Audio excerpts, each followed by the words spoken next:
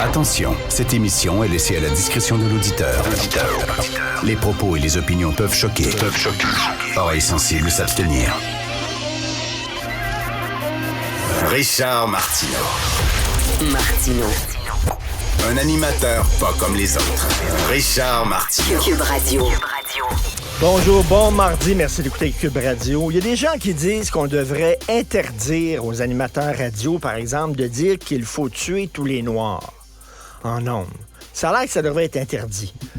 Moi, je dis, attendez une minute, là. Wow, il y a la liberté d'expression, ça dépend du contexte.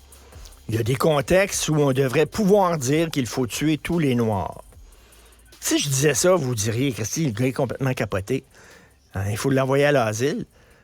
Ben, c'est ce que je reviens là-dessus, c'est ce que la présidente de l'Université de Pennsylvanie a dit. Il y a des contextes où on peut dire sur un campus universitaire qu'il faut tuer tous les Juifs. Elle n'a pas dit c'est épouvantable, ça devrait être interdit. Elle a dit non, il y a des contextes. Fait que imaginez, moi je dis, ben là, attendez une minute, là.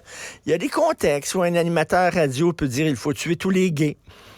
Il faut tuer toutes les femmes. Tu sais, t'as rien qu'à enlever le mot juif et remplace-le par gros, handicapé, nain, non-binaire, n'importe quoi. Et ça serait inacceptable. Mais il y a des contextes pour dire il faut tuer tous les Juifs, ça passe. C'est complètement ridicule. Et les deux autres gougounes qui étaient avec elle, la présidente d'Harvard et la présidente de MIT, devraient démissionner, elles aussi, parce qu'elles aussi elles n'ont pas répondu vraiment à la question qu'on leur posait. Que fait la Fédération autonome de l'enseignement avec son argent? C'est la question que je pose dans ma chronique aujourd'hui dans le Journal de Montréal. Je le dis souvent, 66 500 membres à 1 000 $ chaque, ça fait 66 500 000 $ dans les coffres de la Fédération autonome de l'enseignement.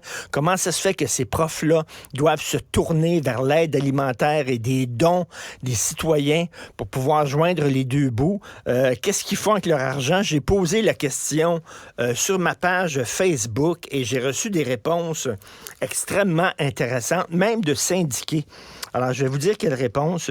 Je suis enseignante affiliée à la Fédération autonome de l'enseignement. On prévoit une grosse manif sur le Mont-Royal. La dernière fois, il y avait un autobus jaune pour nous transporter jusqu'à la station de métro. Puis là, on nous payait un billet de métro. Cette fois-ci, rien. C'est à nous de payer notre transport. Son syndicat ne va même pas payer son transport, alors qu'ils ont des millions en banque. Quelqu'un d'autre m'écrit. Elle est syndiquée à la Fédération interprofessionnelle du Québec, la FIQ.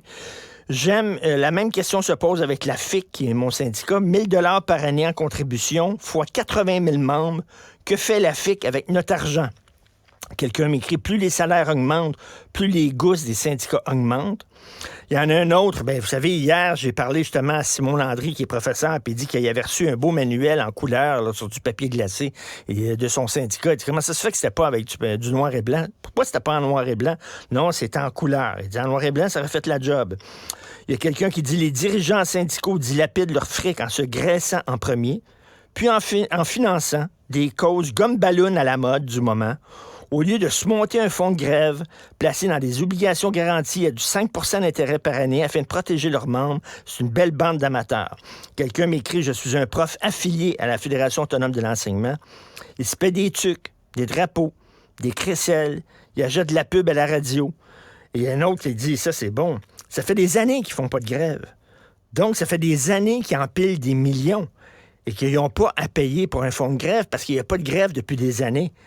Qu'ont-ils fait de tous ces millions amassés pendant toutes ces années?